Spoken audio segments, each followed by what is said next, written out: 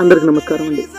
ఈరోజు ఫిబ్రవరి 14th black day ఎందుకు జరుపుకుంటున్నాం అంటే 2019లో మన జవాన్లు చనిపోయారు ఇదే రోజున. అందుకని వాళ్ళ గుర్తుగా బ్లాక్ డే జరుపుకుంటున్నాము. ఈ రోజుల్లో మన దేశంలో ఎంత స్వార్థం అంటే పక్కవాడు యాక్సిడెంట్ అయినా పట్టించుకోము, ఎదుటివాడికి ఏం జరిగినా మనం పట్టించుకోము.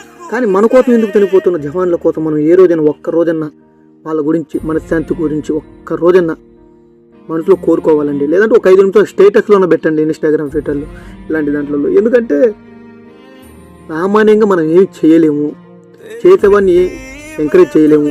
అట్లాని మనకు కావాల్సిన మన కోసం చనిపోయే వాళ్ళు జవాన్లు కూడా వాళ్ళను కూడా కొంతమంది కించపరిచే వాళ్ళు ఉన్నాడు. ఓ వ్యక్తి అన్నాడు, వాళ్ళదేముంది డబ్బులు ఇచ్చాడు కాబట్టి, ఎక్కువ డబ్బులు ఇచ్చాడు కాబట్టి అక్కడికి వెళ్ళి సైన్యంలో చేరాడు అంటున్నాడు.